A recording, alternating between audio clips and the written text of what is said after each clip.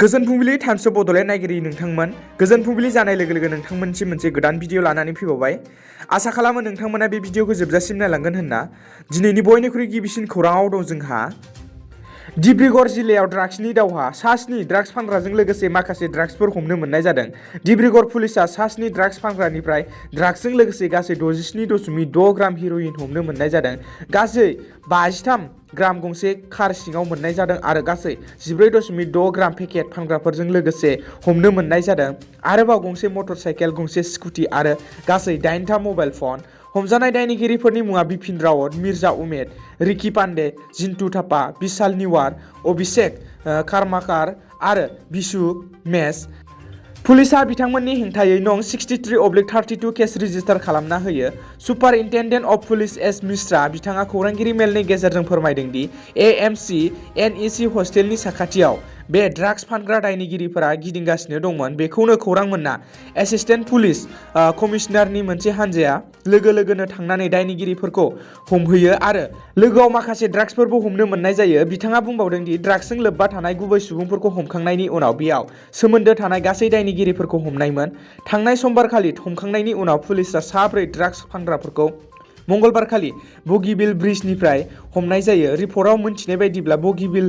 Toll गेटनि साखाथियाव डिब्रुगड़नि गंसे टियाग' AS 06 AB 4887 नम्बरनि गंसे गारियाव पुलिसनि इसारा होनायाव थाद'आ लासेनो गारिखौ सालायलाङो उनाव गारिया लासैनो गंसे ट्राकआव नांथाहोयो पुलिसआ गारि सिङाव थानाय गासैखौबो हमना लायो लोगोसे 26.17 ग्राम हेर'इन 38 ग्राम हेर'इन गंसे खथा सिङाव आरो गासै 25,000 रां गारिनिफ्राय मोननाय जायो पुलिसआ लोगोआव गारिफोरखौ हमना लाखियो बेबायदिनो एडिशनेल एसपि बिटुल सेटियाजों सामलायजानाय मोनसे हानजाया मरान पुलिस थानानि ओसि बिजय दैमारी बिथांनि दैदेननायाव बुधबारखालि मरान थानानि सिङाव थानाय साइदां सारियालि हरि नारायण शर्मानि गंसे भारा न'आव मिलन नोगोरनि रुपम दास आरो कुमारनि सिगा डिब्रुगड़नि निपिन दास बिथांमोनखौ हमनाय जायो आरो 38 ग्राम ड्राग्स हमनायजों लोगोसे 50,000 रां गंनै मबाइल आरो गंसे गारि लोगोआव हमनो मोननाय जायो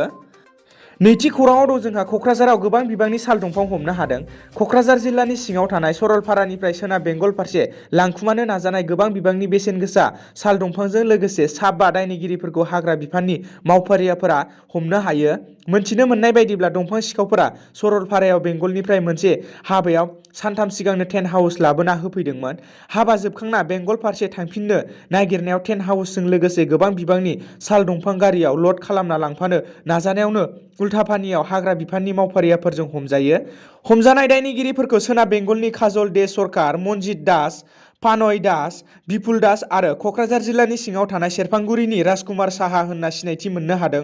हमनो हानाय गासै दंफांनि बेसेना 80,000सो जागोन आरो दायनिगिरिफोरखौ क'क्राझार पुलिसनि थानायाव लाबोनाय जाबाय होनना मिथि मोननाय जादों थामथि खौराङाव दं जोंहा नासानि आर्टेमिस 1 मुन मिशनखौ मार्च दानसिम दोनथ'नाय जाबाय आर्टेमिस 1 मुन मिशन जायनि थांखिया अखाफोराव मानसि दैथायहरनाय बे मिशनखौ नासाया मार्च दानसिम दोनथ'नाय जाबाय बे आर्टेमिस 1 रकेटखौ फेब्रुवारि दाननि गेजेरावनो अफिसियेलि लन्च खालामनो थि खालामनाय जादोंमोन नाथाय थांनाय बुधबारखालि नासाया मिथिहोदों दि स्पेस लन्च सिस्टेम रकेट आरो अरियन स्पेसक्राफ्टखौ लन्च पेडी 39B केनेडी स्पेस सेन्टार इन फ्लरिडासिम आनजाद नायनो थाखाय लांनो 2022 मार्च दाननि सिगां हाथ'नाय नङा इउएस स्पेस एजेन्सिनि बुंनाय बायदिब्ला भिहाकल एसेम्बलि बिल्डिं सिङाव इन्टाग्रेटेड रकेट आरो स्पेसक्राफ्टनि हाबा मावग्रा हानजाया जायखिजाया गेदेरथार जेंनानि सायाव हाबा मावनो हास्लाबैयाव नासाया गिबि खेबनि थाखाय हाबाफोरखौ थाबैनो फोजोबनो हानाय बायदि मावग्राफोरखौ उफ्रा सम होनाय जादों स्पेस एजेन्सिया बुंबावदों दि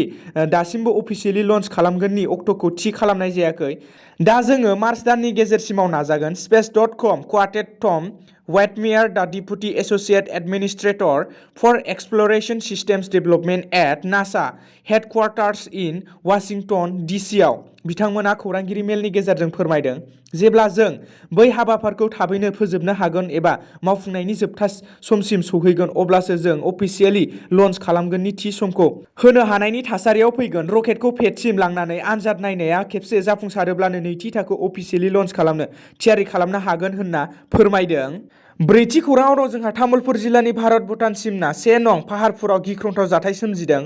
सुकुनजुलि फायरिं रेन्जआव भारतनि रौनियाफोरनि गावनाय फोरोंथाय होबाय थानाय समावनो सान्थ्रिफोरनि गावनाय बमाया गामिनि मोनसे नखराव गोग्लैहैदों। बमा गोग्लैनायनि जाहोनाव न'आ जायो थेर बेथेर, नाथाय खाफाल गोनां होनना जों बुंनो हायो नखरनि सुबुङा जेबो जायासै। नाथाय नखरनि गथ' गथायजों लोगोसे सा 7 सुबुंफोरा खुनुरुखुमैसो जिउ रैखा खालामनो हादों होनना मोनथिनो मोन्दों। बे सान्थ्रिनि गोहोगोरा बमाया गोग्लैफैनाय जाथायाव परमेश्वर हासदानि न'आ थेर बेथेर जायो होनना मोनथिनो मोन्दों। बे जाथायनि सायाव सान्थ्रिनि गाहाय दैदेनगिरिया निमाहा बिदोंब्लाबो गामिनि सुबुङा खुद्रिखांदों आरो गिनाय फोरमायनायखौ नुनो मोन्दों। बाथि खौराङाव दं जोंहा गुवाहाटीनि नलपारायाव थानाय बर'फोरनि जेंनायाव एबसुनि आगान आरो अनसुंथाइ। थांनाय जानुवारिनि 31 अक्ट'आव गुवाहाटीनि दाथालपारानि नलपारायाव थानाय बर' सुबुंफोरखौ आयेन बेरेखायै हा दखल खालामदों होनना हाग्रा बिफाना होखारदोंमोन। नलपारायाव गासै 300निबो बांसिन बर' सुबुंफ्रा रायजो जागासिनो दंमोन। नाथाय साननैसोनि सिगां आसाम सरकारनि हाग्रा बिफाना नटिस हरालासिनो आयेन बेरेखायै थादों होनना होखारहरदोंमोन। बे जाथायखौनो बर'नि माहारियारि आफाद आबसुआ आगान हैनानै माखासे अनसुंथाइ हैदों। बे अनसुंथाइ हैनायावनो मिरु एबसुनि गाहाय आफादगिरि दिपेन बर' बिथाङा बुङो, रावबो बे हाखौ नागारनानै थांनो मोना, बेवहायनो थानांगौ, रावबो नागारनानै थांनो नाङा। आयेन बायदियै आसामनि बर' आरो गुबुन गुबुन थागिबि हारिफोरा हाग्रा एबा हाग्रामा ओनसोलफोराव जिउ खुंनो हानायनि मोन्थाय दङ होनना बुंदों। दिनैनि गोथार फुंबिलिनि खौरां फोसावनाया एसेनोसै। आसा खालामो नोंथांमोना बे भिडिअखौ जोबजासिम नायलांबाय होनना। गोजोन्थों।